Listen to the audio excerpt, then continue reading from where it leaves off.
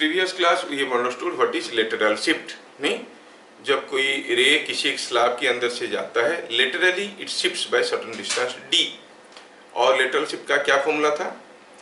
T सेकार into sin I minus r. It depends upon the thickness of the slab, angle of incidence and refractive index of the medium. Longitudinal shift क्या है? जब कोई object denser medium में है और observer rare medium में है, और ऑब्जर्वर ऑब्जेक्ट को देखेगा तो उसको लगेगा कि ऑब्जेक्ट थोड़ा सा शिफ्ट हो गया है towards the observer. Object towards the observer shift हो गया लगेगा। जैसे मैं समझाऊं आपको, सपोजिंग हम कहेंगे कि here is a glass slab, suppose for your understanding.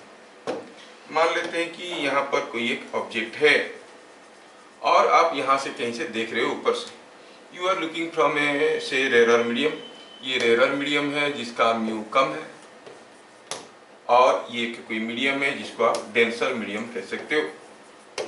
Where this object appears to be for an observer in the rare medium. हम पहले भी बता चुके हैं कि ऑब्जेक्ट कहाँ होने का हमें एहसास होता है। जब मैं ये पेन को देखता हूँ, यहाँ से एक रे आता है, मेरा इस आँख में गिरता है तो ये आँख कहता है पेन इधर है। यहाँ से एक रे आके इस आँख में भी गिरता है तो ये कहता है पेन इधर है। तो ब्रेन दोनों का इंडिकेशन को लिख के मैप कर लेता है, पता कर लेता है कि ऑब्जेक्ट कहाँ पर है। नहीं, अरे मान लो कि आप किसी एक फील्ड में खड़े हो, you are standing in a playground somewhere near a playground, और यहाँ पर कहीं एक 1 रुपी का कॉइन पड़ा है और आप यहाँ पे खड़े हो, यू आर स्टैंडिंग हियर। यहाँ पे कहीं एक 1 रुपी का कॉइन पड़ा है, आपका दोस्त पूछेगा कहीं मिला तेरे को? हाँ इधर है 1 रुपी का कॉइन, जाओ। वो बेचारा क्या करेगा, इतना बड़ा प्लेग्राउंड में पूरा यहाँ से यहाँ तक ढूंढेगा कि नहीं? उसको बहुत समय लगेगा। You are indicating the coin, आपको कॉइन दिख रहा है लेकिन उसको पहुंचने में मुश्किल होता है कि नहीं? सिमिलरली हम लोग जब एक आंख से कोई चीज को देखते हैं, वो दिखता तो है लेकिन उसका एग्जैक्ट पोजीशन क्या है, डायमेंशन क्या है, जानने में हमें मुश्किल होता है। अब अगर यहाँ पर कोई एक दूसरा दोस्त खड़ा है और बोलेगा अरे दिख नहीं रहा है गधा, देख इधर है, तो आपका जो दोस्त कॉइन लेने जा रहा है वो एक बार इसको देखेगा, एक बार इसको देखेगा, और मन ही मन में ये मैप कर लेगा कि कॉइन इसकी डायरेक्शन में भी है और इसकी डायरेक्शन में भी है, वो सीधे यहाँ पे आ जाएगा, है कि नहीं? उसका ब्रेन कैलकुलेट कर देगा, ये भी बोल रहा है ये भी बोल रहा है, तो दोनों का इंडिकेशन कहाँ कोइंसाइड कर रहे हैं, वो तुरंत यहाँ पे आ जाएगा, तो इधर उधर और नहीं ढूंढेगा। Same way the brain also functions. When rays from an object reach your two eyes, one eye indicates the direction of position of the object, other eye indicates the direction of the position of the object, और ये दोनों को match करके brain पता कर लेता है कि ऑब्जेक्ट कहाँ पे है। समझ में? अभी यहाँ पर भी बात कुछ ऐसा है, यहाँ से रेज निकल के आएंगे, आपकी आंखों में अगर पहुंचेंगे तो brain will be able to map where the object is. यहाँ से कोई रे आया, सपोज सीधा आया, तो ये तो कोई रिफ्रैक्शन करेगा नहीं, ये तो सीधा जा रहा है, या कि इधर कहीं पहुंचेगा। चलिए मानते हैं कि ये हो गया एक ray coming from the object.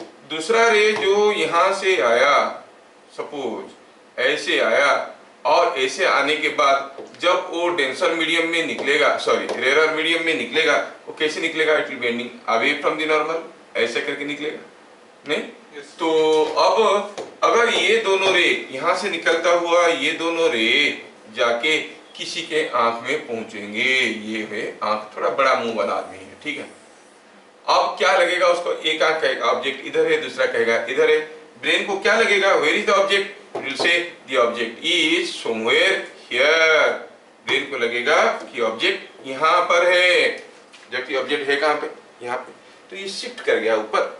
So the object in the denser medium is seen by a observer in the rarer medium. It appears as if the object shifts towards the observer. समझ में आया क्या? They may ask you to draw the ray diagram. Similarly, if the observer is in the denser medium and the object is in the rarer medium, it will appear to be far away from the observer. तो ये जो shifting हुआ, इसको हम कहते हैं longitudinal shift. पहले भी मैं previous class बता चुका हूँ।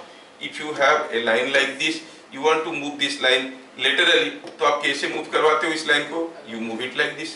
ये हो गया lateral movement of the line. Longitudinally move करवाना है तो ऐसे मूव करवाना है, इसको कहते हैं लॉन्गिट्यूडनल मूवमेंट। समझ में आ रहा है ना? हाँ, तो अब ये ऑब्जेक्ट यहाँ था, इधर से देख रहे हो ये ऊपर उठता हुआ नजर आ रहा है, तो हम कहेंगे लॉन्गिट्यूडिनल शिफ्ट है। क्या मेरी बात समझ में आया? Yes, sir. तो अब ढंग से डेफिनेशन को लिखेंगे।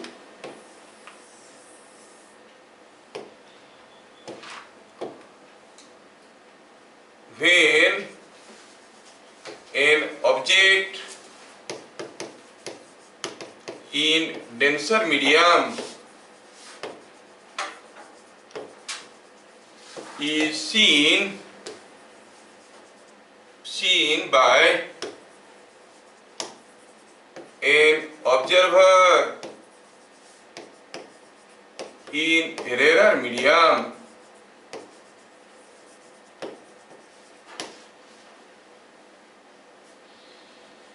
for normal viewing, the object appears to shift towards the observer.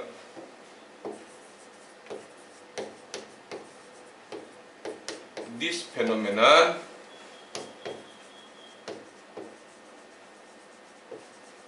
due to refraction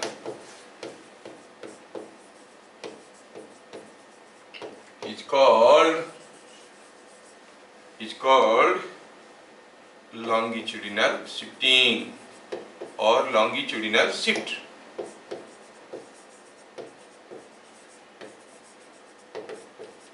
आप कभी स्विमिंग पूल में जाओगे और ऐसे झुक के देखोगे तो आपको लगेगा कि पानी कम है, उतरो तो पता चल रहा है बहुत ज्यादा पानी है, क्योंकि उसका फ्लोर उठा हुआ नजर आता है ना? तो डूबोगे तो पता लगेगा कि घुटने तक है, डूबोगे तो पूरा पता चला गले तक डूब गए, है कि नहीं? तो they may ask you for the ray diagrams also, would like to draw the ray diagram for both the cases, when the observer is in the denser medium, when the observer in the rarer medium। पहला case हम लोग कर चुके हैं, फिर भी दोबारा कर लेते हैं कि सपोजिंग ये हो गया कोई ऑब्जेक्ट और ये हो गया कोई ऑब्जर्वर। सपोज ऑब्जर्वर यहाँ पे है, the observer is somewhere here और observer is in the rare medium, चलो मानते हैं। तो हम देखें कि यहाँ से निकलता हुआ रे, ये रे कुछ ऐसे गया सीधे ऊपर, दूसरा रे जो यहाँ से निकला ये कुछ ऐसा गया, और ये दोनों रे जिसकी आंखों में पहुंचे उसको क्या फीलिंग दे रहे हैं? They are giving as if the rays are meeting somewhere here. तो लगता है कि ये ऑब्जेक्ट शिफ्ट कर गया। This is the position of the image. ये तो था ऑब्जेक्ट, ये हो गया पोजीशन ऑफ द इमेज। कौन देख रहा है? The observer in denser medium. तो ये डायग्राम क्या हुआ? Object in denser medium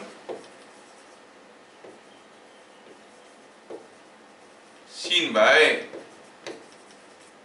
observer in rarer medium।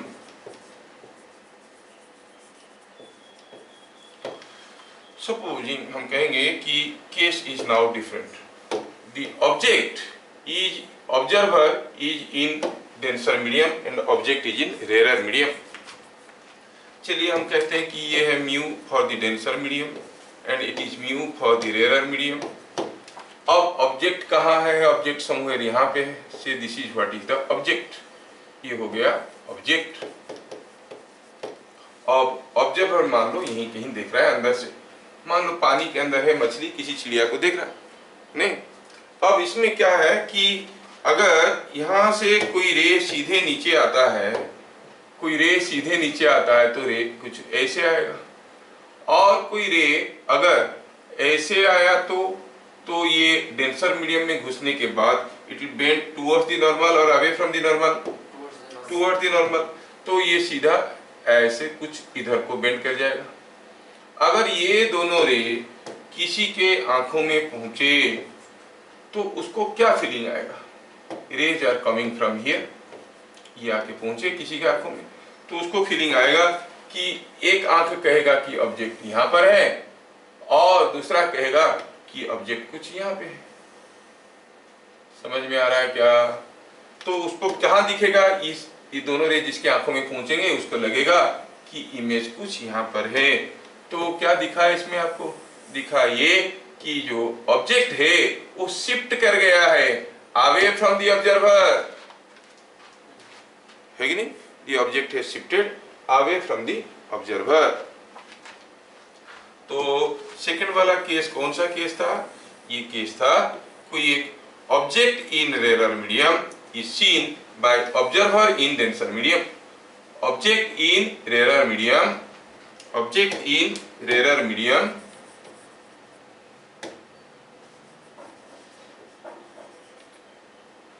seen by observer in denser medium।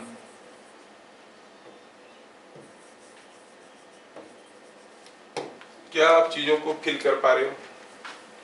तो in that case what you find? The image is shifting away, the image is closer here it is shifting away. जितना actual height में उससे ज्यादा height में है ऐसे लगेगा। समझ में आया? जब मैं ये स्टेटमेंट लिख रहा था मैं यहाँ पर एक टर्म यूज किया हूं for normal viewing. Normal viewing का मतलब हुआ the observer is looking at the object being just vertically above it. अगर आप किसी ऑब्जेक्ट को देख रहे हो, जैसे ये ऑब्जर्वर है, यहाँ पर ऑब्जर्वर यहाँ पर होने की बजाय मान लो यहाँ से देखा तो भी ये शिफ्ट होता हुआ नजर आएगा, लेकिन उसमें ऑब्जेक्ट का लेटरल शिफ्ट भी दिखेगा और लॉन्गिट्यूडनल शिफ्ट दोनों दिखेंगे। समझ में? तो that is not there included in your syllabus, that derivation is very tough. अगर ऑलमोस्ट ऊपर से देख रहा है तो कितना शिफ्ट करेगा उसको हम लोग कहेंगे लॉन्गिट्यूडनल शिफ्ट। ये वर्ड बहुत इंपॉर्टेंट है। स्विमिंग पूल में हो, आप स्विमिंग पूल को साइड से देखोगे जो डेप्थ दिखेगा, सीधे ऊपर से देखोगे कुछ अलग डेप्थ दिखेगा। ठीक है? तो हम बात कर रहे हैं नॉर्मल व्यूइंग का। तो ये डेरिवेशन आता है, सीएचएसई वालों का नहीं आता है लेकिन सीबीएसई वालों का आता है। Derivation of longitudinal shift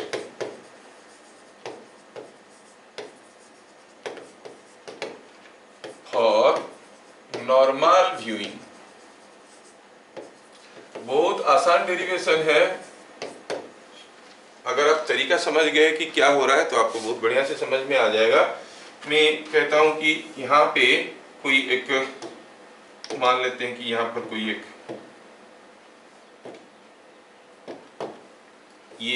denser medium है और ये डेंसर मीडियम में कोई ऑब्जेक्ट रखा हुआ है और इसको कोई ऑब्जर्वर देख रहा है। We draw it. Observer rarer medium में है, ये एक डेंसर मीडियम में। Call this μ2 which is more than μ1 और ये मान लो μ1, ये मीडियम है μ1, ये है μ2 more than μ1। ठीक है? इन दिस केस आप देखोगे यहां से अगर कोई रे ऐसे निकल रहा है, that ray must be going something like this, और यहां से कोई रे ऐसे निकल रहा है तो रेरर मीडियम में जाने के बाद ये कुछ ऐसे जा रहा होगा, और ये दोनों रे जिसकी आंखों में पहुंचेंगे उसको लगेगा कि as if the object is somewhere here, लगेगा कि ऑब्जेक्ट यहां पर है। तो ये हो गया रिफ्रैक्टेड इमेज, ये हो गया object. This is what is called the real depth of the object, जबकि this is what is called the apparent depth. If the object is in denser medium, observer is in the rarer medium, the apparent depth appears to be lesser than the real depth। ठीक है? हमें निकालना है कि अगर हमें real depth दिया है, μ1 μ2 दिया है, तो अपरेंट डेप्थ कितना होगा। बहुत ही इंपॉर्टेंट है इस चैप्टर का। मोस्टली न्यूमेरिकल्स इसके ऊपर और TIR के ऊपर आते हैं, टोटल इंटरनल रिफ्लेक्शन के ऊपर। अच्छा, अभी हम बात कर रहे हैं नॉर्मल व्यूइंग का मतलब जो देखने वाला ऑब्जर्वर है इसी के आसपास ये वर्टिकल लाइन के इर्द गिर्द है। चलो मानते हैं कि ये एंगल थीटा है। सपोज अगर ये एंगल थीटा है तो मैं अगर यहाँ पे परपेंडिकुलर ड्रॉ करता हूं टू ड्रॉ द रिफ्रैक्टेड रे, तो ऑब्वियसली ये एंगल भी तो थीटा ही होगा। Yes sir. और ये एंगल कुछ दूसरा हो जाएगा, ये एंगल कुछ दूसरा हो जाएगा, it will be R, refracting angle. तो क्या लिखेंगे, सीधे सीधे टॉपिक पे लिखना है, as shown in figure.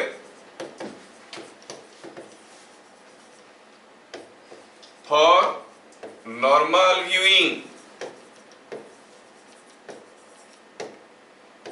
Theta is small. दोनों ही रे उसके आंखों में पहुंचना चाहिए।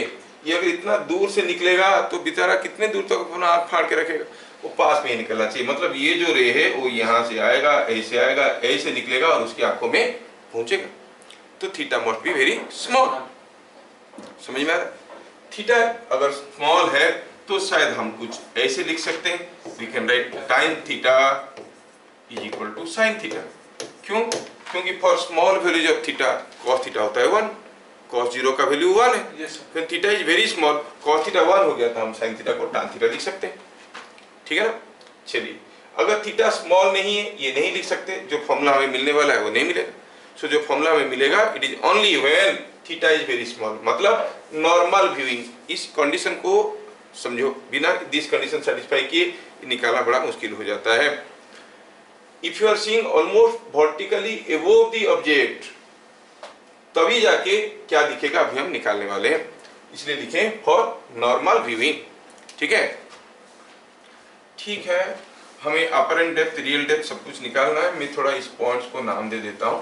आई call this point is A, और ये पॉइंट को नाम देता हूं, I call this point is B. ये तो आई है, ये ओ है। Now you see in this triangle, ये ट्रायंगल में अगर मैं ए बी ओ ट्रायंगल को लेता हूं, if I consider A B I triangle, in A B I triangle, A B I triangle में, अच्छा देखो तो भाई, ये एंगल अगर आर है, ये लाइन जो है ये नॉर्मल के साथ आर कर रहा है, तो ये एंगल कितना होगा? ये भी तो सेम लाइन है ना, नॉर्मल के साथ क्या एंगल करेगा? आर ही करेगा। तो आप कहोगे in A B I triangle tan r कितना है? tan r is A B by A I, है कि नहीं? कितना सिंपल है। अच्छा, in your A B O triangle, A B O triangle क्या बता सकते हो? tan थीटा कितना होगा? tan theta is A B by A O. Yes, ये हमें समझ में आ गया नहीं? Again, at B में, एट पॉइंट B पॉइंट में ये रिफ्रैक्शन हो रहा है। इधर से कोई रे गया और ऐसे निकल गया, रे तो ऐसे जा रहा था। कोई बताएगा यहाँ पर इंसिडेंट एंगल क्या बनेगा? ये एंगल क्या है? एंगल को हम थीटा लिए, ये एंगल को हम लोग थीटा लिए है ना, तो ये एंगल थीटा है, तो थोड़ा बड़ा करके लिखते हैं, दिखेगा ये थीटा है, तो ये थीटा है। ठीक है, ये थीटा है तो इंसिडेंट एंगल हो गया थीटा और रिफ्रैक्टिंग एंगल हो गया आर। तो आप कहोगे mu 2 sine theta is equal to mu 1 sine r. The product of refractive index and sine of the angle in the respective medium is a constant. That is law of refraction we have seen. Mu 1 sin I is equal to mu 2 sin R ऐसे होता था। अब I क्या है यहाँ पर? Theta. Corresponding mu क्या है? mu 2 sin theta is equal to mu 1 sin R।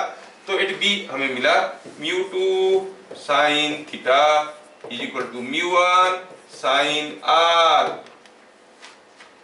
है ना? ठीक है, let us go to the next page। हम यहाँ पर देखिए tan r by tan theta is this. तो अगर हम निकालेंगे tan r by tan theta, क्या देगा ये tan r by tan theta? tan r by tan theta अगर डिवाइड कर देते हैं तो ये हो जाएगा AO by AI। It is coming out to be AO by AI।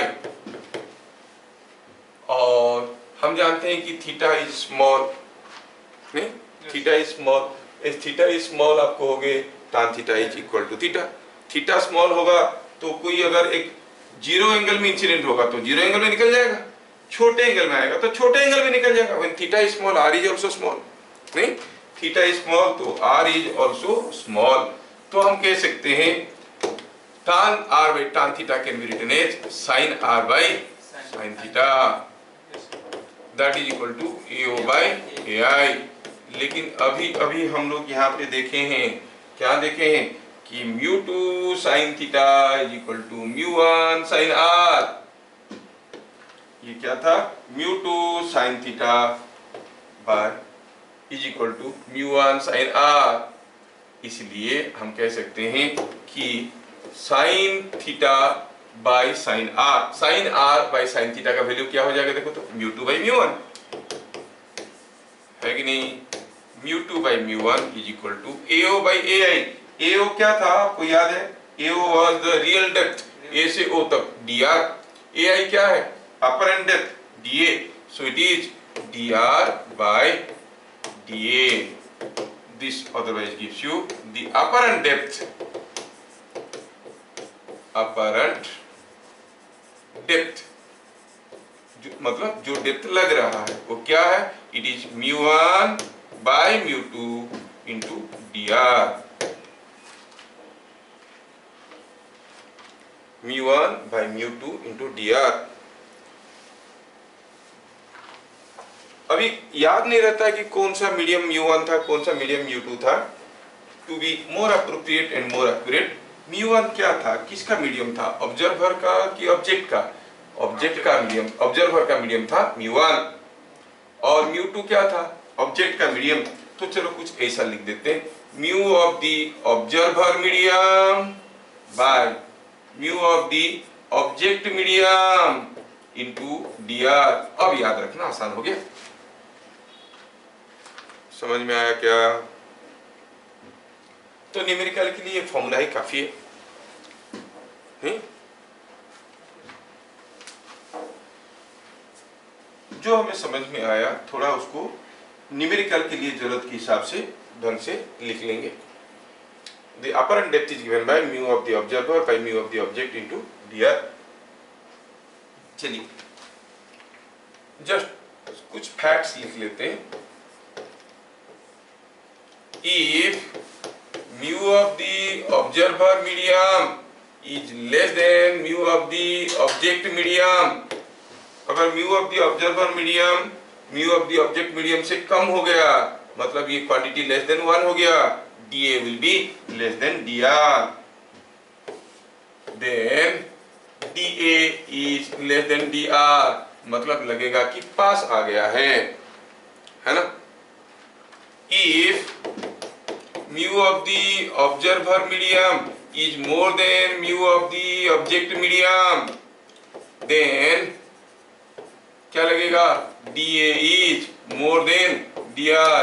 the apparent depth जो लगेगा वो ज्यादा लगेगा। अगर ये दो स्टेटमेंट आपको समझ में आ रहे हैं थोड़ा सोच के बताओ। किसी एक मछली को, ये है मछली, मछली को चिड़िया, मछली चिड़िया को देख रही है, ठीक है, ये चिड़िया को देख रही है। मछली को चिड़िया का हाइट ज्यादा लगेगा कि चिड़िया को मछली का डेप्थ ज्यादा लगेगा। चिड़िया देख रहा है मछली को, मछली डेंसर मीडियम में है, ये रेयर मीडियम में, तो क्या लगेगा, पास लगेगा कि दूर लगेगा, दूर लगेगा। तो मछली को लगेगा कि चिड़िया दूर पे है, लेकिन चिड़िया को क्या लगेगा, वो पास है। समझ में आ रहा है। Distance of the bird as seen by the fish is more than distance of the fish as seen by the bird. उसको लग रहा है कि पास है, इसको लग रहा है कि दूर है।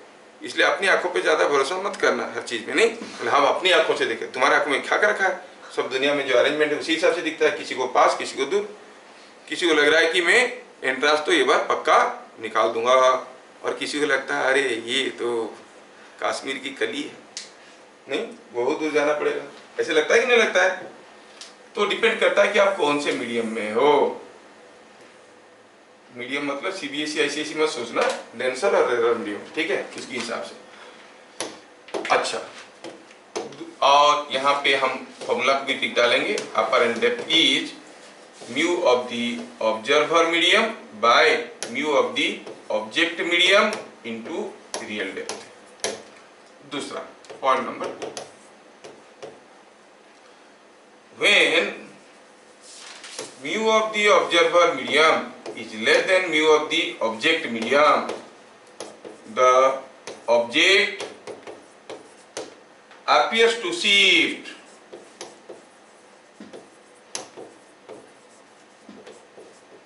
towards ऑब्जर्वर, वो शिफ्ट कितना है डायरेक्ट पूछेंगे। What is the shift? था dr डिस्टेंस में, लग रहा है कि dA डिस्टेंस में, तो कितना पास आ गया? dr minus dA। Object shift करता हुआ नजर आ रहा है। ऑब्जेक्ट जो कि यहां था, लग रहा है कि यहां पर है, शिफ्ट कर गया। कितना? ये डिस्टेंस कितना है? dr minus dA। समझ में आया क्या? dr minus dA। अच्छा, तो कितना शिफ्ट कर जाएगा dr माइनस dA? dr तो dr है, dA का वैल्यू हम जानते हैं ये है, तो ये दोनों को अगर डालेंगे वैल्यू इसका और सिंप्लीफाई करेंगे तो dr will go common. 1 minus mu of the observer medium by mu of the object medium. क्या बात समझ में आ रहा है? जो ऑब्जेक्ट है ऑब्जर्वर की तरफ शिफ्ट करता हुआ नजर आता है। ठीक है। अगर mu of the observer medium is more than mu of the object medium, the object will appear to shift away, तो उसके लिए क्या फॉर्मूला रहेगा? अब dA ज्यादा है, dr कम है, dA माइनस dr करेंगे तो ये फॉर्मूला में क्या आ जाएगा? दिस माइनस 1 आ जाएगा। तो सोचो कि दिस माइनस 1 लिख के दिस मस्ट शिफ्टिंग अवे, इसे में 1 माइनस दिस लिख के शिफ्टिंग टुवर्ड्स, बात एक ही हुआ। सपोज ये वैल्यू को x कहते हैं। The object shifts towards the observer by dr into 1 minus x और shifts away from the observer by dr into x minus 1, बात तो एक ही हुआ। x minus 1 को 1 minus x करो तो माइनस वैल्यू आ जाएगा। मतलब दोनों ही केस में शिफ्ट हुई है, लेकिन एक केस में शिफ्ट नेगेटिव आता है, दूसरे केस में शिफ्ट पॉजिटिव आएगा। समझ में आ रहा है क्या?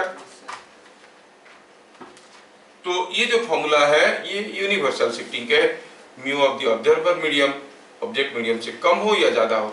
You remember always the object appears to shift towards the observer by this distance. अगर ये डिस्टेंस पॉजिटिव आया तो सचमुच टुवर्ड्स द ऑब्जर्वर शिफ्ट हो रहा है, नेगेटिव आया it will be shifting away from the observer. क्योंकि अगर ऑब्जर्वर मीडियम का म्यू कम है तो ये क्वांटिटी पॉजिटिव आएगा, ये ज्यादा है ये कम है ये क्वांटिटी नेगेटिव आएगा।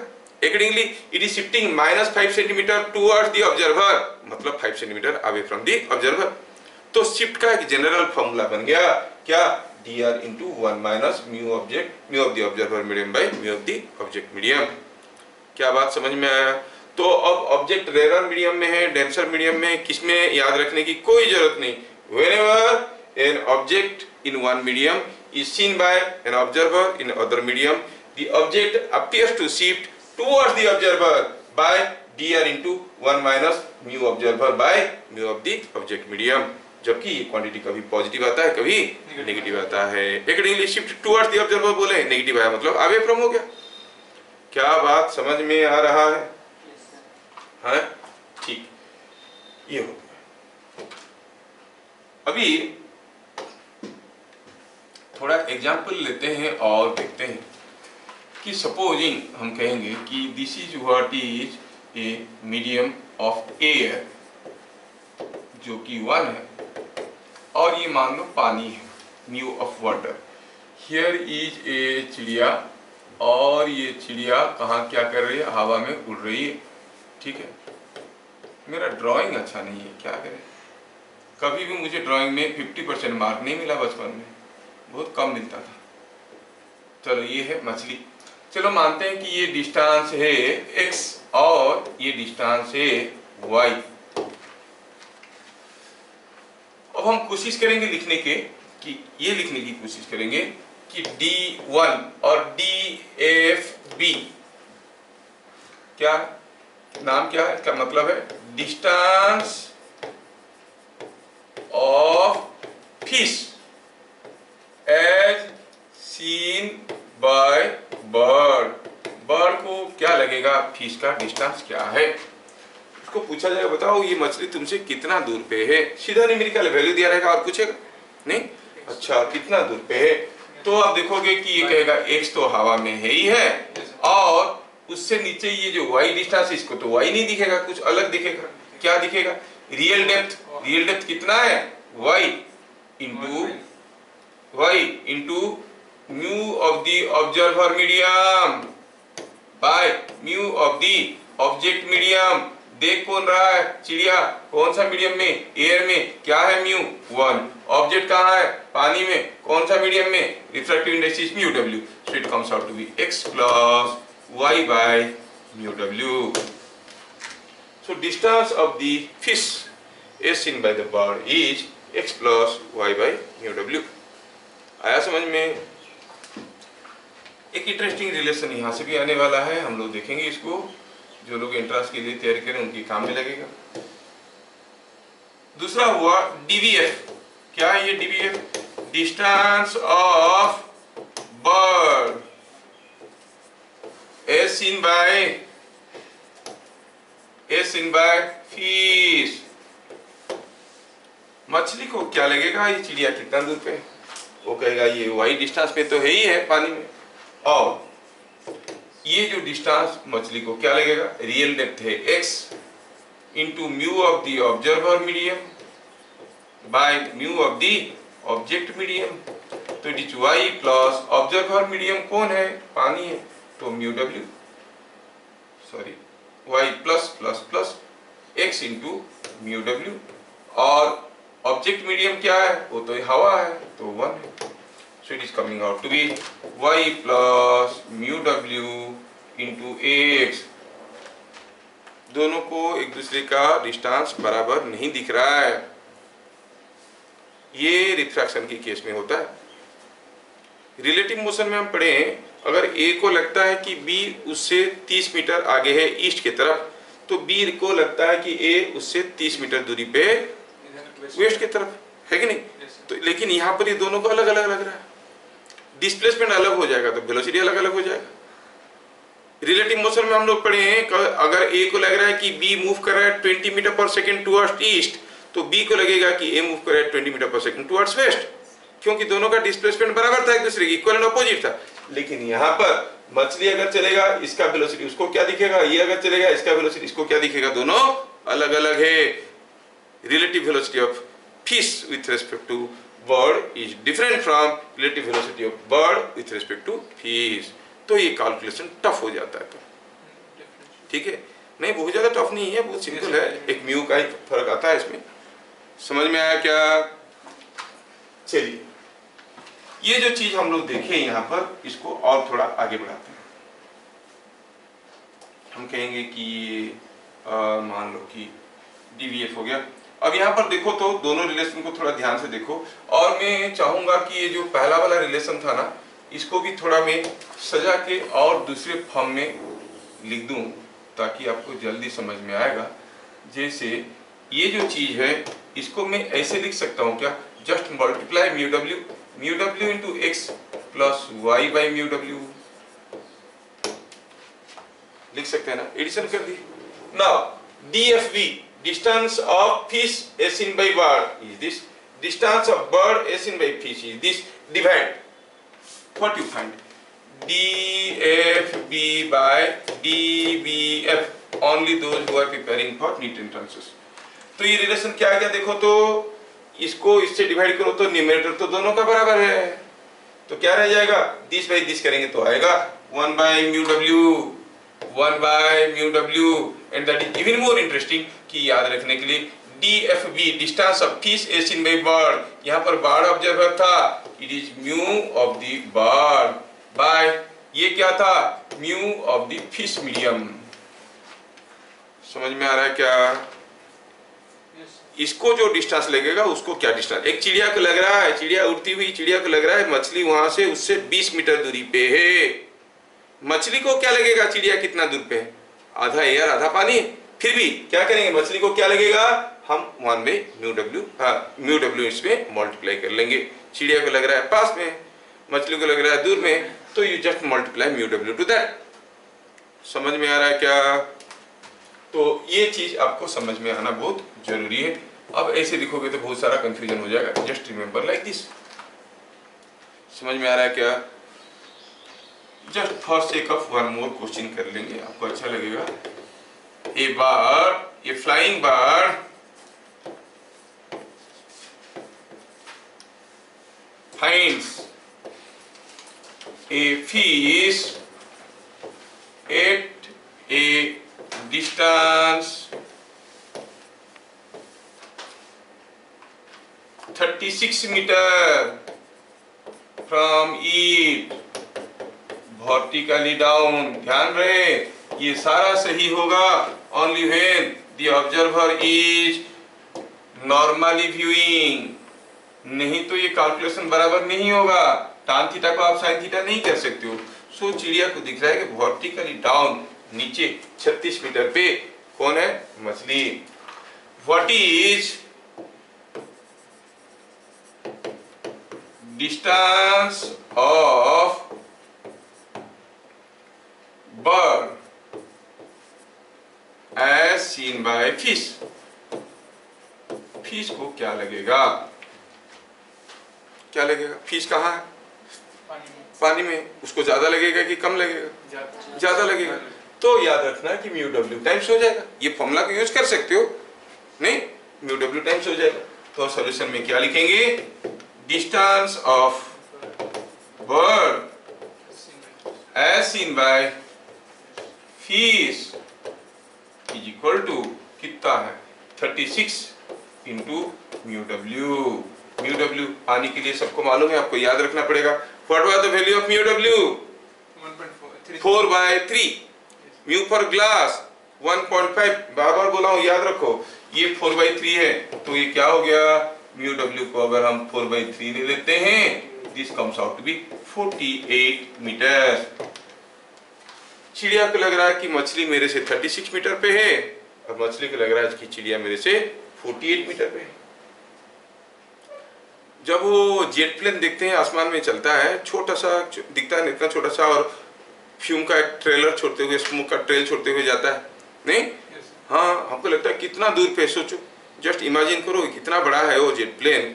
हमको इतना बड़ा सा तो दिखता है, कॉइन जैसा साइज का, मतलब कितना ज़्यादा हाइट में होगा। जितना ज़्यादा हाइट में होने की हमें एहसास होता है, उतनी ज़्यादा हाइट में वो होता नहीं है। होता यूँ है कि we are standing on surface of earth, it is flying at some height से 2 to 3 किलोमीटर हाइट में उड़ रहा है ऊपर। 2-3 किलोमीटर हाइट में कोई चीज रहेगा तो इतना बड़ा चीज इतना बड़ा नहीं दिखेगा। फिर भी इतना बड़ा क्यों दिखता है? इसलिए क्योंकि ऊपर जाते जाते एयर का डेंसिटी कम हो जाता है। That is in a rare medium, you are in a denser medium. तो आपको लग रहा है कि वो जितना हाइट में दिख रहा है, वो जितना हाइट में होना चाहिए उससे ज्यादा हाइट में दिख रहा है। लगता है कि बहुत ज्यादा हाइट में, जबकि उतनी ज्यादा हाइट में वो होता नहीं है। समझ में आ रहा है क्या? यस, ये बात।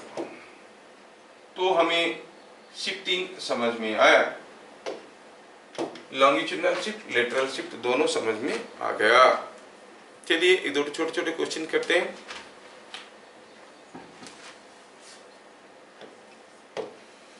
ए small air bubble is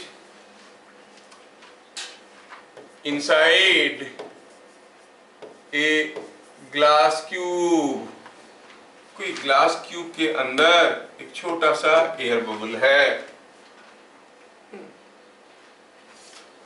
When seen from one side,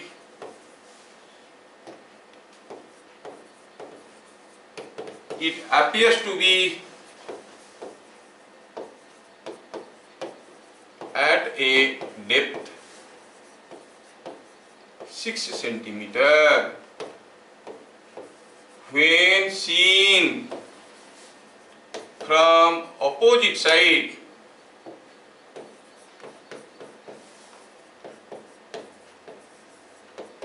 it appears to be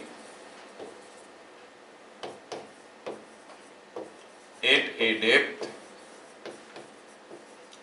12 centimeter. If mu for glass is 1.5, find side length of cube। ये क्यूब का साइड लेंथ क्या है? कोई क्यूब है और उस क्यूब के अंदर एक छोटा सा बबल है और वो बबल को आप दोनों तरफ से देख रहे हो। एक तरफ से देख रहे हो कि लग रहा है कि 6 सेंटीमीटर अंदर है, दूसरी तरफ से देखो तो लगता है कि 12 सेंटीमीटर अंदर है। तो बताओ क्यूब का साइड लेंथ क्या है।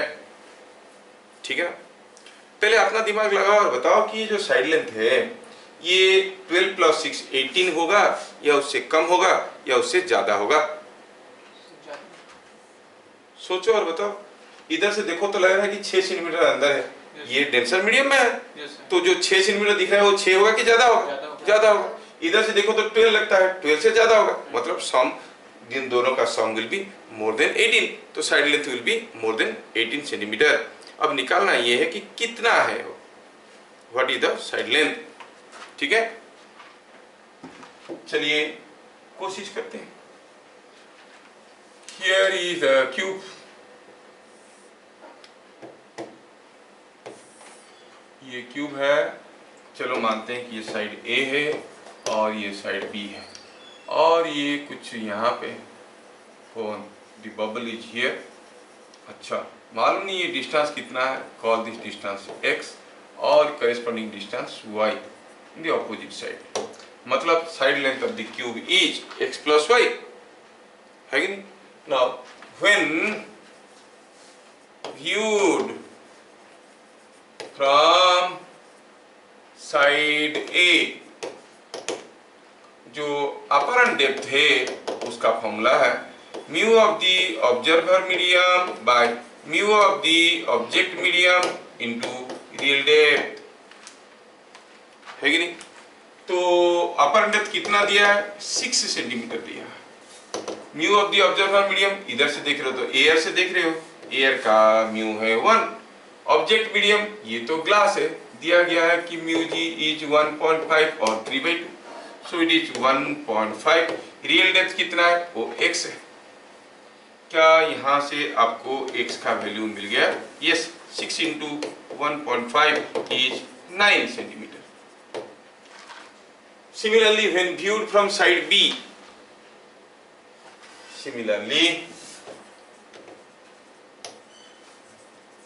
when viewed from side B, क्या बता सकते हो y का वैल्यू क्या आएगा? यहाँ पर हो गया 6 × 1.5, तो वहां पर हो जाएगा 12 × 1.5, होगा ना 18 सेंटीमीटर।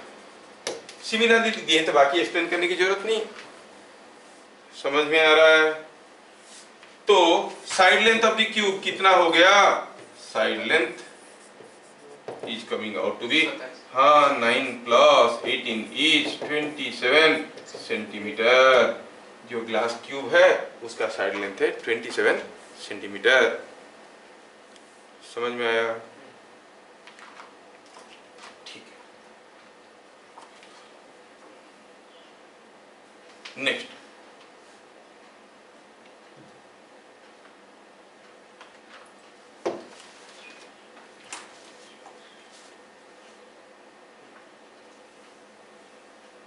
ये कोई एक ग्लास प्लेट है जिसका डिस्टेंस है, थिक ग्लास ये है, उसका थिक ग्लास प्लेट है, इसका म्यू दिया हुआ है 1.5 और इसका ये थिकनेस दिया है से 20 सेंटीमीटर, 24 सेंटीमीटर।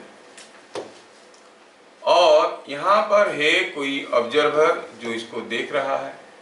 किसको देख रहा है? इतना ध्यान से किसी एक ऑब्जेक्ट को देख रहा है। और ये हो गया ऑब्जर्वर, ये हो गया object.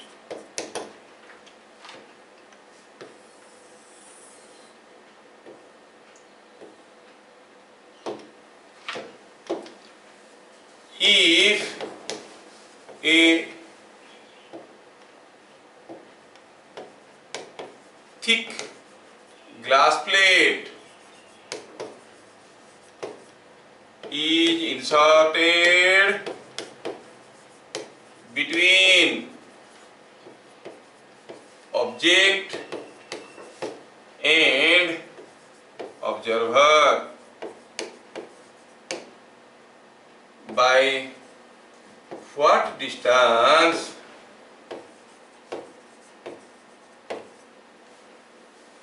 the object appears to move, object कितना मूव करता हुआ लगेगा। ऑब्वियस है दोनों खड़े थे और दोनों के बीच में ग्लास का दीवार आ गया तो इट विल अपीयर कि shifting, there will be some shifting, कितना शिफ्टिंग होगा, what will be shifting, you are have to find out. ये है ऑब्जेक्ट, ओहो ये कौन है, ये है ऑब्जेक्ट और ये है ऑब्जर्वर, एक दूसरे को देख रहे हैं। आप तब तक कैलकुलेट करो जब तक मैं इसको कलरफुल बना देता। अरे नहीं, ठीक है,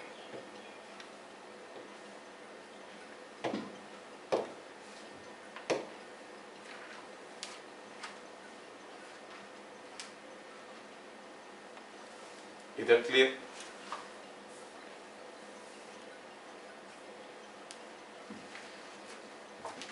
हम जानते हैं कि ये बीच में एक डेंसर मीडियम आ गया है तो it will shift towards the observer. नहीं, कितना शिफ्ट करेगा, सीधे फॉर्मूला लगाएंगे,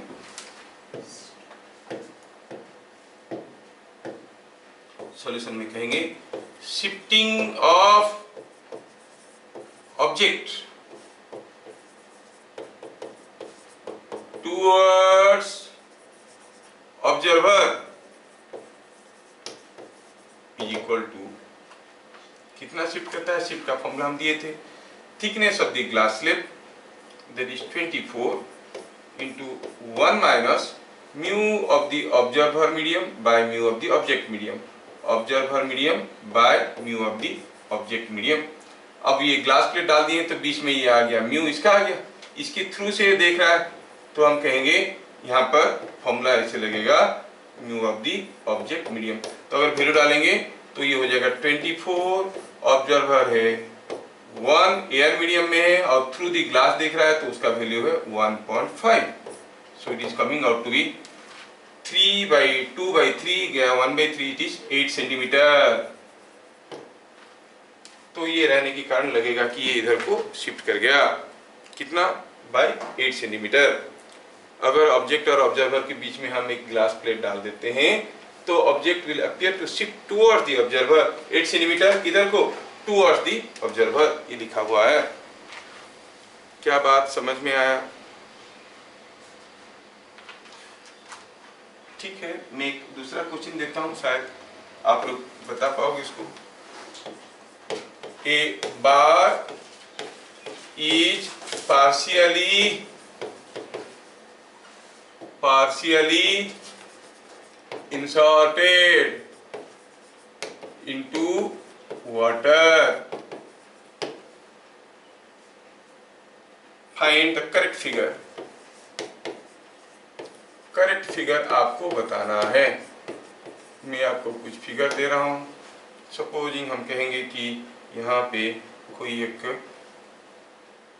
कंटेनर ऑफ लिक्विड है, ऐसा है, ऐसा है, ठीक है, this is what is the container of liquid. अब हुआ यूं है कि इसके अंदर कुछ पानी रखा हुआ है, से the water is up to this, ठीक है।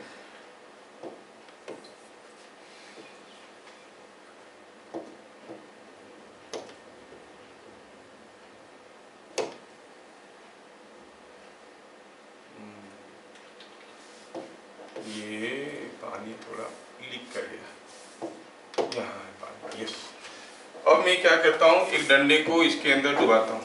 पहला केस में ऐसा केस रिपीट करना चाहूँगा तो मुझे 3 फिगर चाहिए, दूसरा है और ये तीसरा है।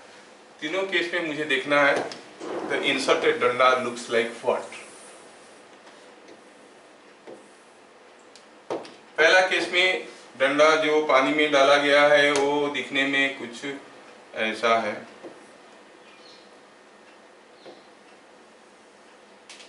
दूसरा केस में ये डंडा कुछ ऐसा है, तीसरा केस में ये डंडा कुछ ऐसा है। कौन सा फिगर सही लग रहा है आपको? ए बी और सी, कौन सा फिगर सही है देख के, अगर ऊपर से आप देख रहे हो तो कैसा दिखेगा? डंडे को पानी में डालें, सोचो डंडा का निचला हिस्सा के बारे में। अब ऊपर से देख रहे हो तो निचला हिस्सा इतना ही डेप्थ में रहेगा कि ऊपर उठता हुआ नजर आएगा? ऊपर उठता हुआ नजर आएगा। तो कौन सा फिगर होगा? ए और बी और सी लगेगा कि थोड़ा टेढ़ा हो गया ऊपर की तरफ, तो करेक्ट आंसर हो गया सी। क्या बात समझ में आ रहा है? खैर हम लोग लॉन्गिट्यूडिनल शिफ्ट के ऊपर और भी ढेर सारे न्यूमेरिकल करेंगे, but before that let us see combination of slabs.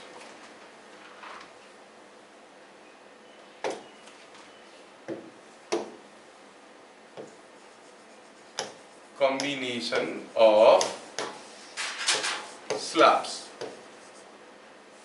मान लो ढेर सारा डिफरेंट मटेरियल की स्लैब को कंबाइन कर दिया गया है, and we want to see what will be longitudinal shift, many other things we want to calculate.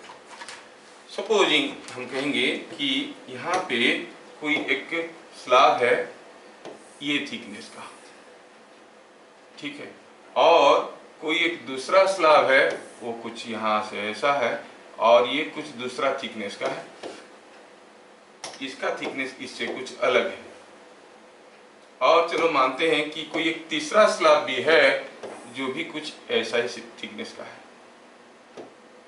So this way we see there are 3 different slabs of different refractive indices. चलो मानते हैं कि ये पहला वाला ऐसा है और दूसरा वाला कुछ ऐसा है और तीसरा वाला कुछ ऐसा है, ठीक है।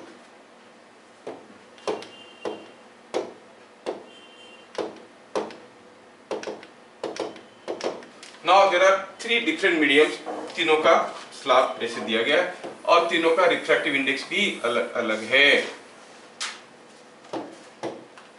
ये मान लो कि कोई रे इसके अंदर से आया ऐसे, ध्यान से देखो, एक I am trying to draw a ray passing through all the 3 slabs. कोई रे ऐसे आया और इसके अंदर आया ऐसे, फिर इसके अंदर गया ऐसे, फिर इसके अंदर आया ऐसे, फिर यहां से निकल गया। Suppose the ray is bending like this.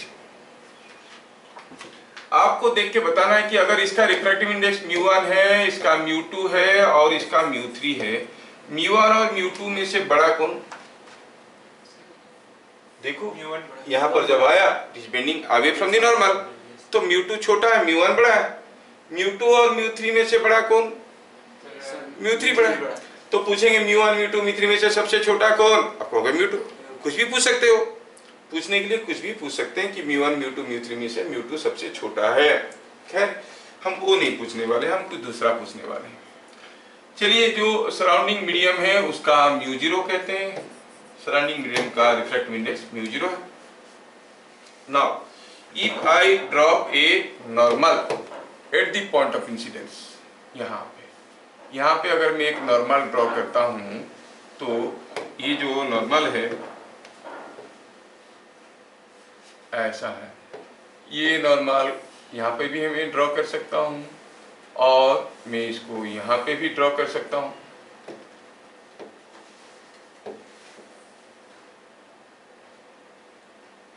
और मैं इसको यहाँ से भी ड्रॉ कर सकता हूँ। Now look at this figures. अगर मैं ये एंगल को कहता हूँ θ0, क्योंकि μ0 मीडियम में है, और ये एंगल जो μ1 मीडियम में है उसको अगर हम कहेंगे θ1, तो ये एंगल कितना होगा? ये स्लैब है। स्लैब किसको कहते हैं? When the incident surface, emergent surface are parallel, तो इसका नॉर्मल भी पैरेलल होंगे। ये θ1 हुआ तो ये एंगल भी θ1 भी होगा। ये मीडियम में एंगल को मैं कहता हूँ θ2, तो ये एंगल कितना होगा? θ2। ये एंगल को कहता हूँ θ3, तो ये एंगल भी होगा θ3। अब ये एंगल क्या है मालूम नहीं है, कॉल इट θ4। कुछ दे दिए, एंगल दे दिए θ4। Point number 1। अगर यहां पे मैं लॉ ऑफ रिफ्रैक्शन अप्लाई करता हूं तो मिलेगा μ0 sin θ0 इज इक्वल टू यहाँ पर μ1 sin θ1 मिलेगा कि नहीं मिलेगा?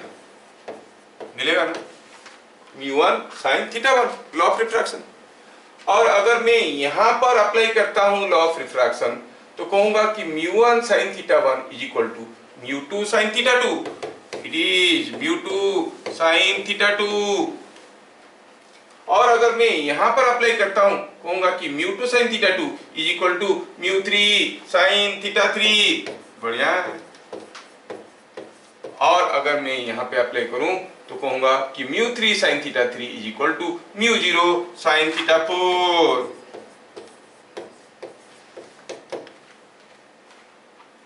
क्या ये रिलेशन आपको समझ में आ रहा है? I am just applying law of refraction at all these 4 interfaces of different mediums. ठीक है ना। अब इसको ध्यान से देखो तो दो चीज आपको समझ में आए। पहला चीज तो समझ में ये आ रहा है कि when a ray is passing through different mediums, the product of mu and sine of the angle in that medium with the normal is a constant। है कि नहीं? हर मीडियम में μ0 sin θ0 जितना होगा, μ1 sin θ1 उतना होगा, μ2 sin θ2 उतना होगा, μ3 sin θ3 उतना होगा। सारे का product is a constant. JEE में आता है ये बड़ा डिफिकल्ट हो क्या आता है, थीन लेयर्स आर टेकन, म्यू का वैल्यू चेंज हो रहा है विद रिस्पेक्ट टू x दे देगा, with a function of y दे देगा, बोलेगा ये जो कर्व बनेगा कर्व का इक्वेशन निकालो। तो तुम लोगों को अभी नहीं करना है, छोटे छोटे काम तुम लोगों को करना है। ये मोटे मोटे स्लैब दिया गया, समझ में आ रहा है? तो इसमें क्या देख रहे हैं 10। पहला चीज जो समझ में आ रहा है वो ये है कि mu I sine theta I is a constant. कोई भी मीडियम का refractive index multiplied to sine of the angle it is making with the normal is a constant. दूसरा चीज समझ में आ रहा है क्या? दूसरा चीज समझ में आ रहा है कि μ0 sin θ0 is equal to μ0 sin θ4। मतलब θ0 इज इक्वल टू θ4। मतलब ये वाला रे वर्टिकल के साथ जो एंगल कर रहा था, ये वाला रे वर्टिकल के साथ वही एंगल कर रहा है। मतलब incident ray and emergent ray are parallel. समझ में आ रहा है क्या? Incident ray and emergent ray are parallel. इसका मतलब ये हुआ इंसिडेंट रे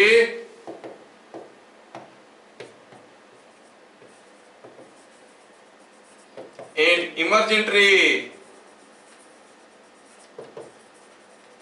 आर पैरेलल। क्या चीजें समझ में आ रहा है? अंडरस्टैंडिंग और स्टैंडिंग अंडर रे, अंडरस्टैंडिंग बढ़िया।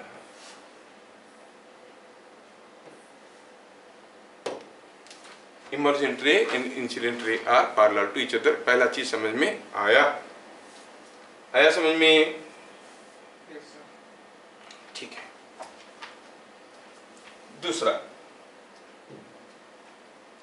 दूसरा इंपॉर्टेंट पॉइंट देखेंगे, टोटल लॉन्गिट्यूडिनल शिफ्ट क्या होगा।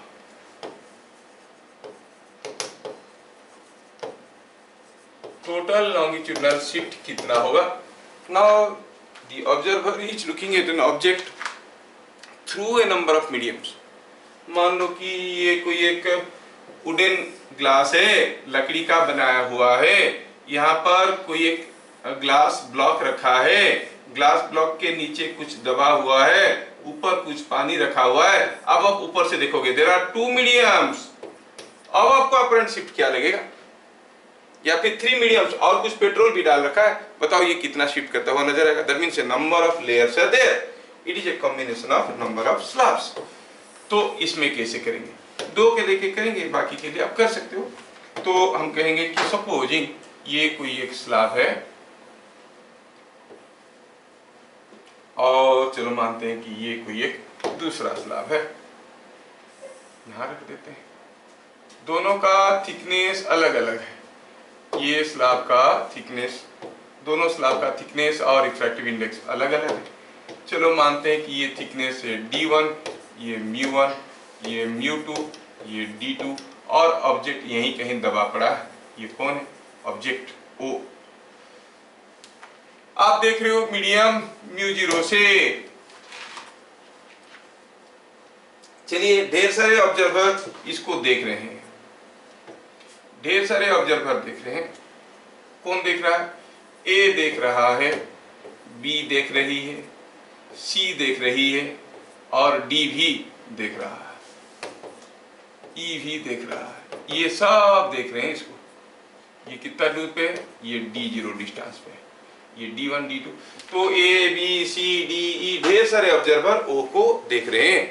सबको क्या लगेगा? डेप्थ ऑफ ओ, है ना? तो डिस्टेंस और depth, distance of O as seen by A is equal to distance of O as seen by A को क्या दिखेगा? what is the distance of O? अब A जिस मीडियम में है O भी तो उसी मीडियम में है। Yes, sir. They are not in different medium। जो सही है वही दिखेगा। क्या दिखेगा? Only D2 कहेगा। D2 डिस्टेंस क्या दिखेगा? D2। लेकिन ए को लगेगा क्या?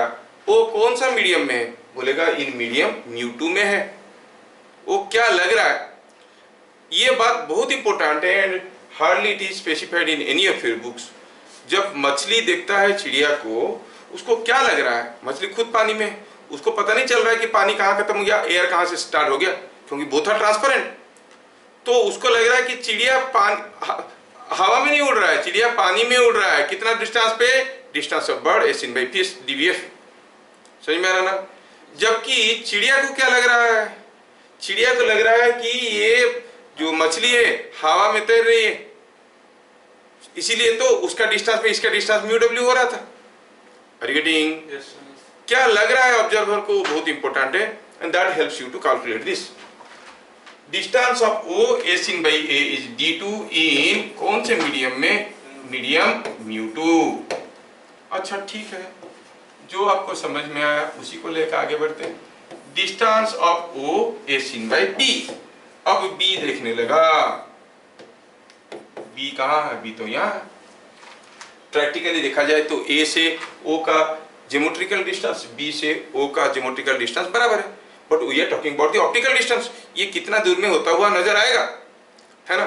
तो B को पूछे बताओ O तुमसे कितना दूर पे है, तो B को क्या दिखेगा? हमें तो फॉर्मूला मालूम है, it is mu of the observer medium, observer है मीडियम 1 में, bye mu of the object medium 2 में, इनटू रियल डेप्थ कितना? D2 in medium. अब B को क्या लगेगा? मीडियम 1 में, इन मीडियम 1 μ1। B को लग रहा है कि ऑब्जेक्ट इज इन मीडियम 1। ये बहुत इंपॉर्टेंट है।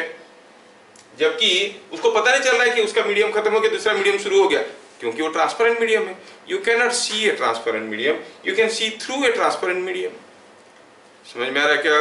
तो B को लग रहा है कि जो ऑब्जेक्ट है वो मीडियम 1 में है। ठीक है। Now distance of O as seen by C, distance of O as seen by C, देखो क्या हो रहा है? C को क्या लग रहा है? C को क्या लग रहा है? इज इक्वल टू अब C और B सेम मीडियम में है। B को जो लग रहा है C को उससे D1 ज्यादा लगेगा। Yes, sir. B को जो लग रहा है C को उससे D1 ज्यादा लगेगा। क्या लगेगा? It is D1 plus μ1 by μ2 into D2 in medium μ1। C को ये लग रहा है। चलिए पूछते हैं D को क्या लगेगा? Distance of O as seen by D, distance of O as seen by D,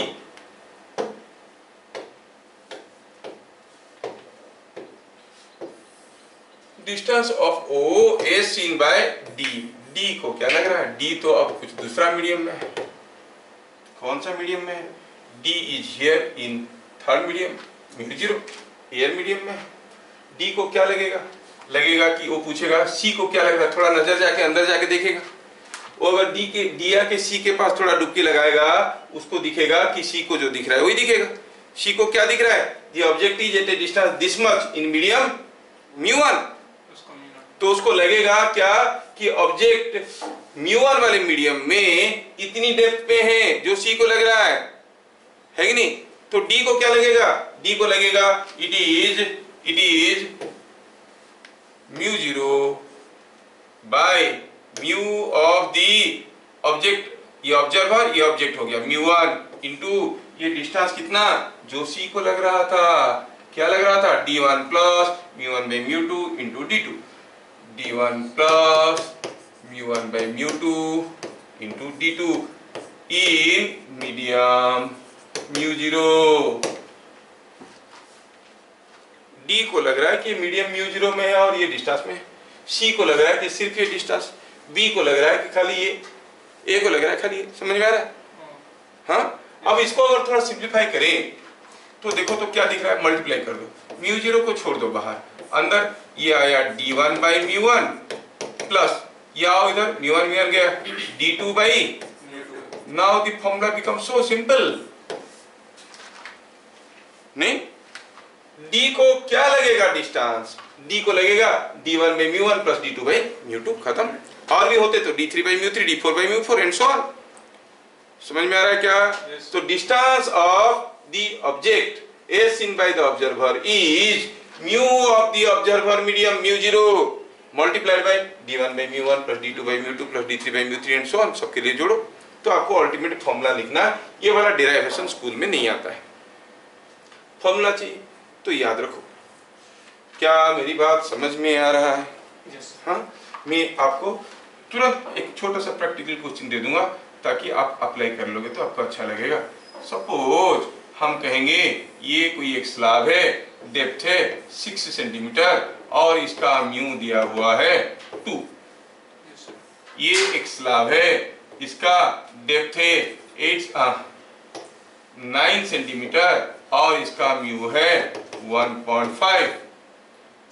ये कोई एक स्लैब है जिसका डेप्थ है 12 सेंटीमीटर और म्यू है 4/3। यहाँ पे रखा है ऑब्जेक्ट, देखने वाला यहाँ से ये डिस्टेंस दिया हुआ है, ये एयर है, ये दिया है 5 सेंटीमीटर। क्या बता सकते हो ये अगर ऑब्जर्वर हुआ, ये अगर ऑब्जेक्ट हुआ, what is the distance of the object as seen by the observer?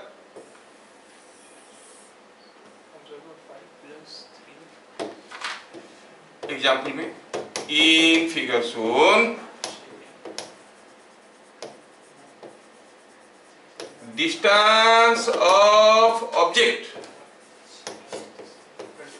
as seen by observer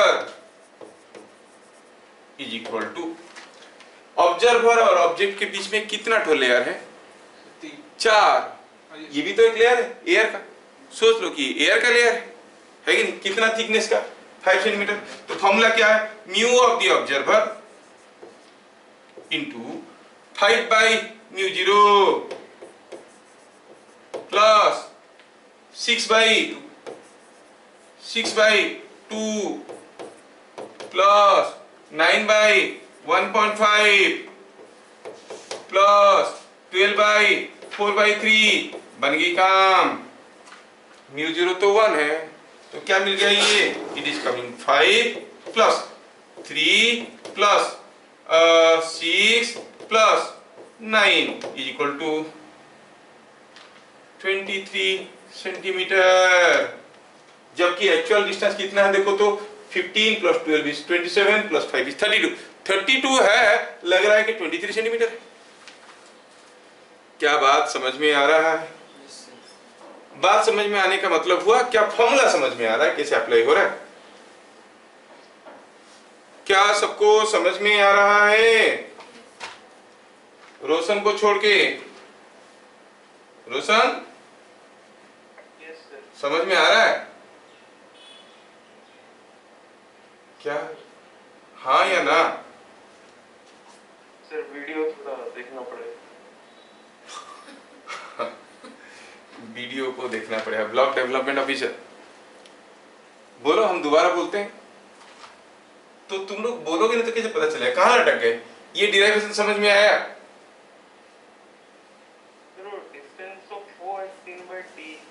distance of O is seen by D। ये यहां से तकलीफ हो गया। अच्छा, अब सोचो कि यहां से इसका डेप्थ क्या है, सी से डेप्थ क्या है, distance of the object a seen by C is this much in medium mu one. अब सोचो कि म्यू1 का मीडियम है, इतना डेप्थ में ऑब्जेक्ट है, समझ में आया क्या? इतना डेप्थ में ऑब्जेक्ट है, कौन सा मीडियम में? मीडियम म्यू1 में। तो डी को क्या दिखेगा? डी को क्या दिखेगा? उसका मीडियम म्यू0 by mu one observer by object into ये डिस्टेंस कहां से आया? यही तो है वो distance, d1 plus mu one d2 by mu two, वही तो लिखा। ये समझ नहीं आ रहा था कि ऑब्जेक्ट म्यू2 में है और हम लिख रहे हैं म्यू1। ऑब्जेक्ट कहां म्यू2 में है? अच्छा वो वाला ऑब्जेक्ट म्यू2 में, मतलब हमें क्या दिख रहा है? हमें सी को पूछेगा ना, अब डी सी को पूछेगा, वही तो सोचने वाली चीज है। सी को अगर पूछेगा कि बताओ ऑब्जेक्ट कहाँ है नहीं, ऑब्जेक्ट कहाँ है, सी को लगेगा कि मीडियम म्यू1 में, यहाँ पे तुम ही तो सी हो, सोचो तुम ही हो, फिर भी हम कह सकते हैं कि तुम सी हो, तुम यहाँ को, तुमको कोई पूछेगा तो क्या कहोगे कि मेरे से म्यू1 मीडियम में इतना दूर पे है, तो डी अपना डिस्टेंस निकाल देगा। यस, ये होता है ऑप्टिक्स, तो चीजें ऐसा है, जब तक समझ में नहीं आएगा बहुत आसान लगेगा, समझने से डिफिकल्ट लगता है। नहीं, फिजिक्स चीज ऐसा होता है, जब तक समझ में नहीं आएगा बहुत इजी लगेगा। अगर कोई बच्चा कहता है कि हमारे टीचर क्या पढ़ाते हैं यार, सब समझ में आता है, मस्त पढ़ाते हैं, तो खुश हो जाओ। उसको अगर फिजिक्स इजी लगता है, वो कुछ नहीं समझ रहा है, डिफिकल्ट लग रहा है मतलब समझ रहा है। तुम लोग इजी लग रहा है कि डिफिकल्ट लग रहा है?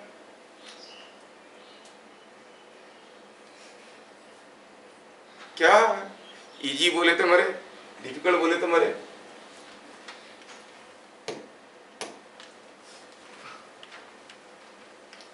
सारे दुखी आत्मा, ठीक है। हाँ, तो जिनको डिराइवेशन समझ में नहीं आया वो इतना तो रट्टा मार सकते हैं, कैसे? म्यू0 observer medium 4 into d1 by mu one plus d2 by mu two and so on, है ना। चलिए अब नेक्स्ट देखते हैं, what is equivalent refractive index.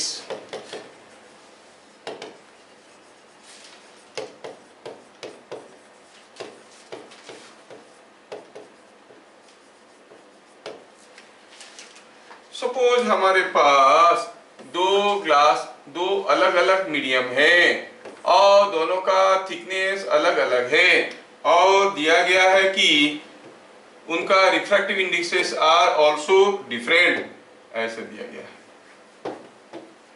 मान लो ये d1 थिकनेस का है, म्यू1 है, ये d2 थिकनेस का है, म्यू2 है।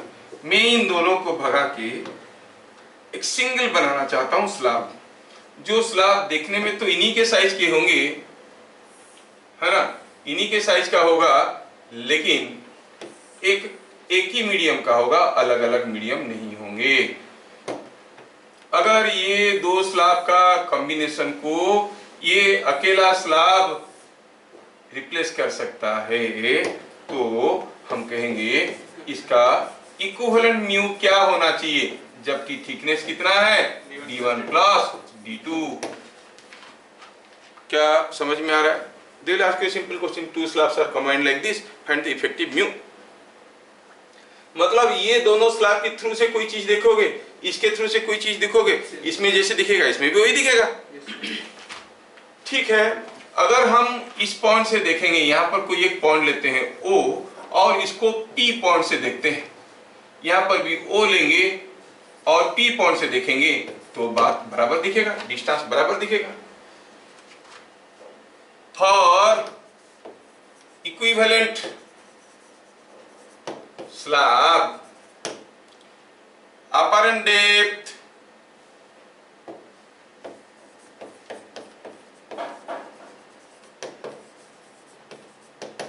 must be same as combination। Combination के लिए जो दिख रहा है इनके लिए भी वही दिखना चाहिए, कॉम्बिनेशन के लिए जो दिख रहा है इनके लिए भी वही दिखना चाहिए। ये सब चीजों में डेरिवेशन पे ज्यादा ध्यान मत देना, आंसर पे ध्यान देना, ठीक है। कॉम्बिनेशन ऑफ स्लैब्स में जो फॉर्मूले में दे रहा हूं, पहला देखिए कि हम लोग कि हर एक 4 तो स्लैब लिए थे, mu into sine theta was a constant. दूसरे में उसी में और देखे क्या, incident ray and emergent ray are parallel. दूसरे में देखे how to find out the equivalent refractive apparent depth. नहीं, अपरेंट डेप्थ क्या होगा, you have to remember only the formula. अब देख रहे हैं कि क्या होगा इक्विवेलेंट म्यू। डेरिवेशन पे ज्यादा ध्यान मत दो, नहीं तो आपको ज्यादा फायदे में नहीं रहेगा बोर्ड के भी। ठीक है, for the equivalent slab the apparent depth must be same. तो इस केस में अपरेंट डेप्थ क्या होगा,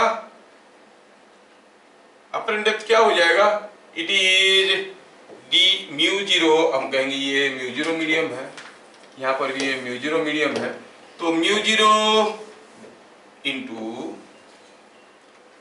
d1 plus d2 by mu equivalent हो गया refractive index of the apparent slab case, फिर इन दिस के इक्विवेलेंट स्लैब केस। जबकि इस केस में हो जाएगा mu zero into d1 by mu one plus d2 by mu two. Yes, ये बात कुछ ऐसे है। ऑब्जर्वर का जो म्यू जीरो था वो दोनों तरफ तो गया। ये जो d1 प्लस d2 है that can be written as summation of individual depth, हर एक स्लैब का सम, डेप्थ का सम d1 d2 d3 d4 सबको जोड़ दिए, और बाय म्यू इक्विवेलेंट इज, यहां पर क्या है, it is summation of di by mu I. तो यहां से म्यू इक्विवेलेंट का फॉर्मूला आपको समझ में आ जाना चाहिए।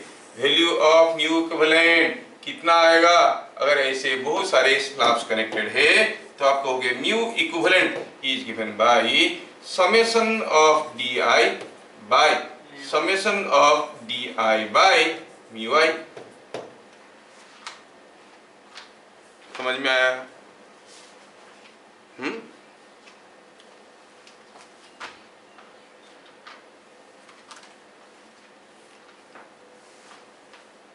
ठीक है,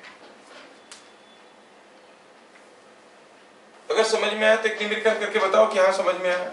मतलब आपको क्या याद रखना है, ओनली दिस, कैसे हुआ कोई नहीं पूछने वाला, कोई नहीं पूछने वाला मतलब पूछ तो सकते हैं लेकिन आज तक कभी नहीं पूछे, तो स्टैटिस्टिक्स से इसके नहीं पूछेंगे। तकदीर खराब होने के लिए कुछ भी तो हो सकता है नहीं, तकदीर खराब होने के लिए कुछ भी हो सकता है, कुछ भी पूछ सकते हैं। पता चला ये सब पूछ लिए जो सब नहीं पूछते हैं कभी भी नहीं। चलो ठीक है, यहाँ पर मैं आपको दे रहा हूं कि यहाँ पे एक ग्लास स्लैब है और यहाँ पर कुछ पानी रखा है। This is 12 centimetre of water and this is 6 centimetre of glass, और यहाँ पर कोई रखा है। ठीक है, म्यू डब्ल्यू कितना है, you know mu W is always it is 4/3, value भी लिख दे,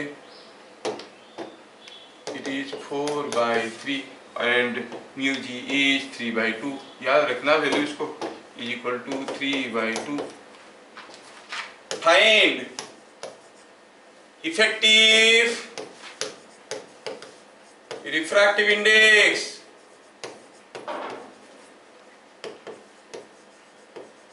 of the combination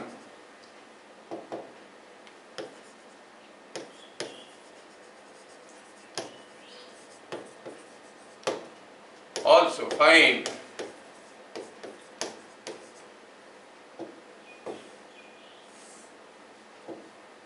average value of or average velocity of light passing normally through them।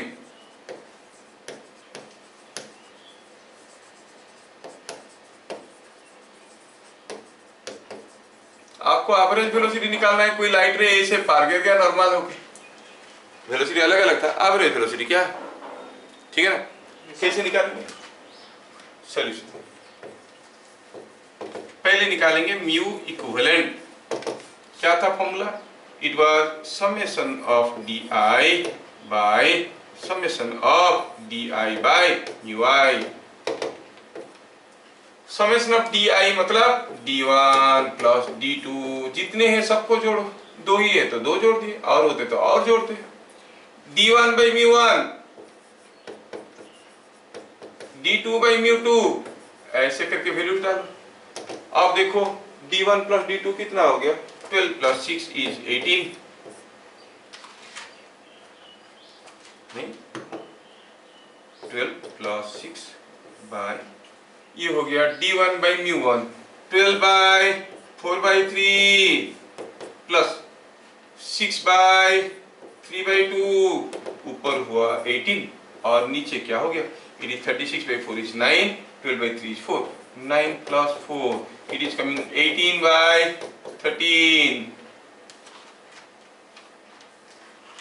ये हो गया इफेक्टिव म्यू। नहीं, और हम जानते हैं कि this effective mu is nothing but c by effective velocity. c by v होता है म्यू। तो effective velocity is what? It is c by mu. It is c by mu. By mu कितना है? 18 by 13। c divided by mu equivalent. c का value है 3 into 10 power 8 by mu equivalent. Mu equivalent था 18 by 13, तो by हो जाएगा तो हो जाएगा 13 बाई 18। मल्टीप्लाई करो, जो निकलेगा वही है। Effective velocity is coming out to be 3 into 10 power 8 into 13 by 18 metre पर सेकेंड। क्या मेरी बात समझ में आ रहा है? कौन से केस में? For normally passing through them. समझ में आया? ये है फॉर्मूला। तो कॉम्बिनेशन ऑफ स्लैब्स में हम लोग इतने सारे चीज देख लिए। नहीं, ठीक है, और एक दूसरा केस देता हूं आपको।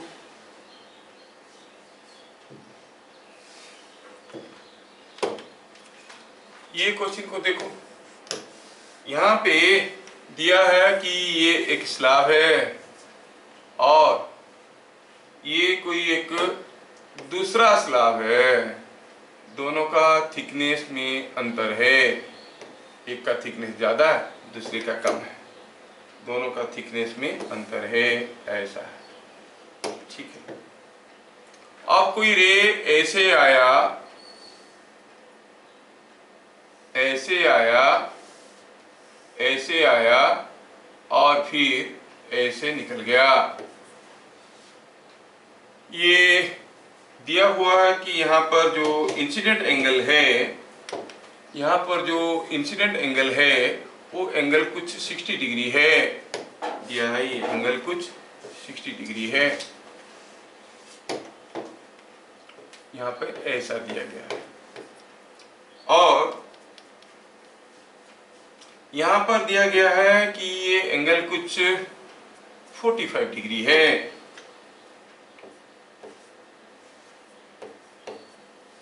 ठीक है, ये μ1 है, ये μ2 है। इन फिगर shown फाइंड μ2, ये एयर है, μ2 पूछा है, जबकि आपको μ1 नहीं दिया है।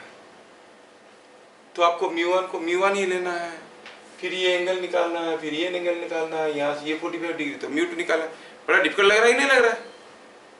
लेकिन हमें मालूम है, यस, हमें मालूम है कि अगर यहाँ पर एंगल θ1 है और यहाँ पर एंगल θ2 है, तो हमें मालूम है कि μ0, ये μ0 है, एयर है, μ0 sin 60 is equal to μ1 sin θ1 is equal to μ2 sin 45।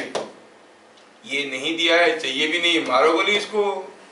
μ0 तो 1 है, ये एयर है तो 1 हो गया, sin 60 is √3/2, μ2 1/√2, so μ2 is coming out to be √3/2। is 1.23, 3/2 होता है 1.5, 1.44 में क्या होता है 12 होता है, तो 1.5 उसके पास होगा तो डाल दिए 1.23 ऐसे करके। समझ में आया क्या? सो it is coming out something like this. Sir जब हम लोग शुरू में पढ़े थे ये म्यू अना is equal to C by velocity, उस टाइम तो हम लोग कोई एंगल मतलब तो कोई भी एंगल में जाता, कोई भी एंगल में वेलोसिटी निकालना था। यहाँ पर अगर हम कहेंगे कि जो हम इसके पहले वाला जो बोल रहे इफेक्टिव वेलोसिटी, यहाँ पर अगर हम कहेंगे कि कोई लाइट रे टेढ़ा होकर आएगा तो इसमें ज्यादा समय चलेगा, इसमें कम समय चलेगा, तो अकॉर्डिंगली एवरेज वेलोसिटी अफेक्टेड नहीं हो जाएगा क्या? हम बोले कि सीधा अगर आएगा तो इसीलिए पूछे एवरेज वेलोसिटी। जो निकला है average velocity only when light is passing straight through. आप निकाल दो, इसमें v1 है, इतना दूर जाने के लिए कितना समय लगा, इतना दूर जाने के लिए कितना समय लगा, total distance by total time, you will get the same thing. Your formula will be automatically coming out to be this. ये d1 में μ1 क्या है? In fact it is a yes time ही तो आ रहा है, c मल्टीप्लाई कर दो, इसमें टाइम ही तो आ रहा है, डिस्टेंस बाय वेलोसिटी हो गया ये। समझ में आ रहा है? अल्टीमेटली वही आ रहा है। सो फॉर नॉर्मल इंसिडेंस, क्या ये क्वेश्चन सबको समझ में आया? कॉम्बिनेशन ऑफ स्लैब्स भी खत्म हो गया। अब हमें पढ़ना है what is total internal reflection and what is mirage, ये सब। ठीक है, हमारे पास समय सफिशिएंट है, चलिए समझ लेते हैं।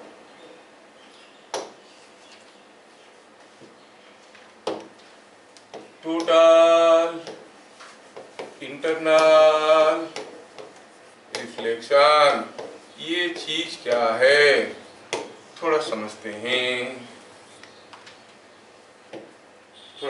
टोटल इंटरनल रिफ्लेक्शन होता क्या है। पढ़ेंगे हम लोग इसको अगले क्लास में।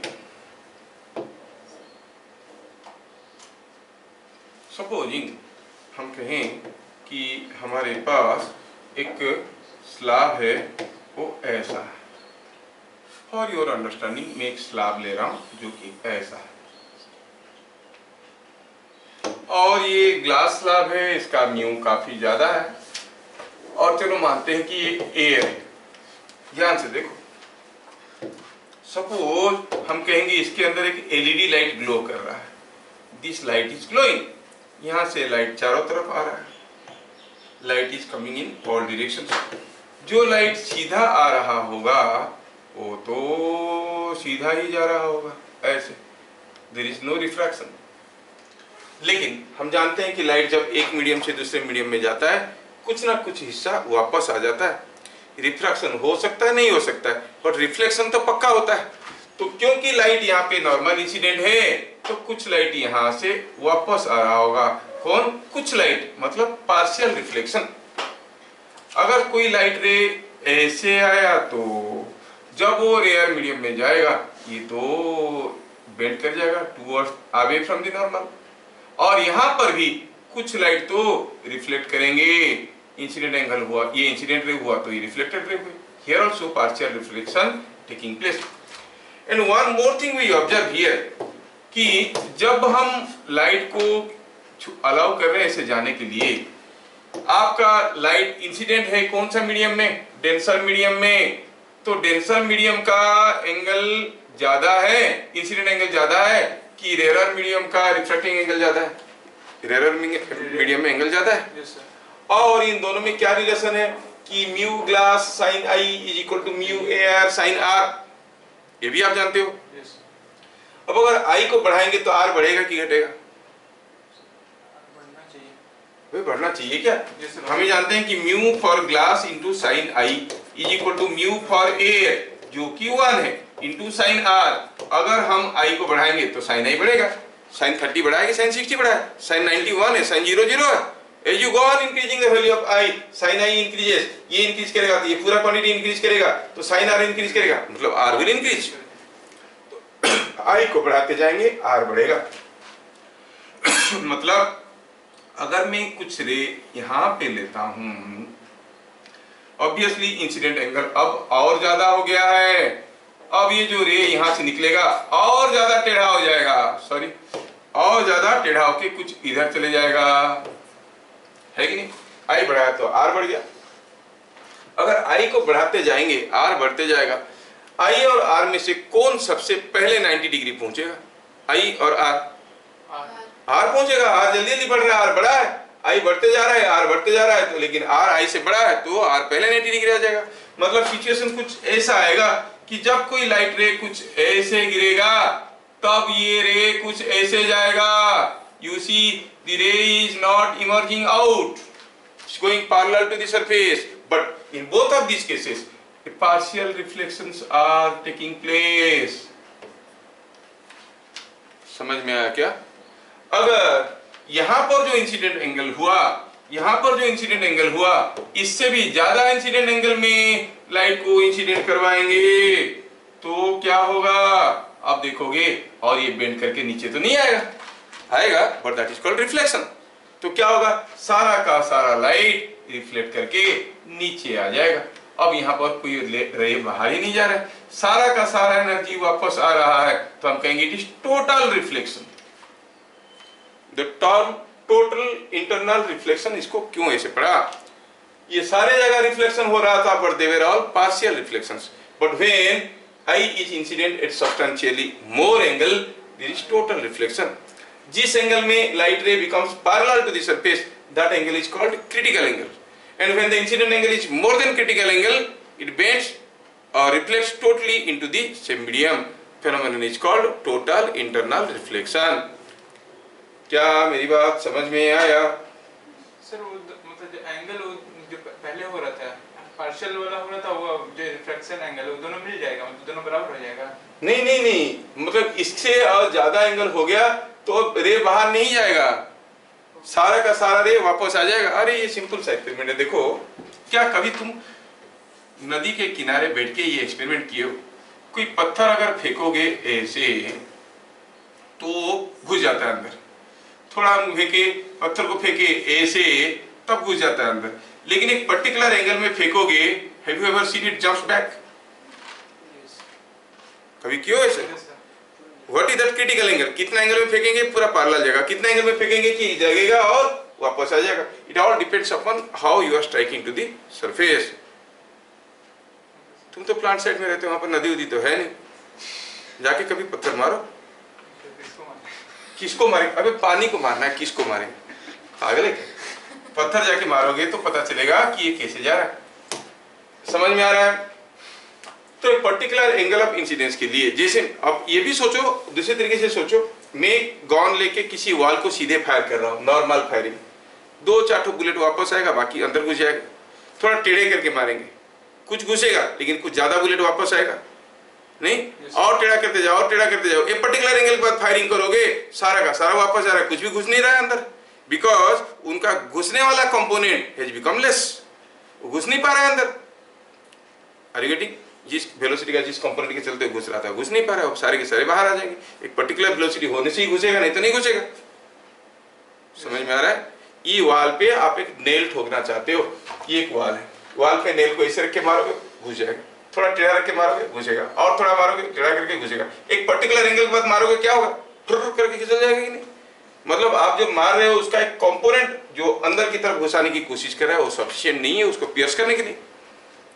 रीडिंग अब समझ में आ रहा है? फिजिकली चीजें बात कुछ ऐसा ही होता है, तो ये निकल के आ जाता है।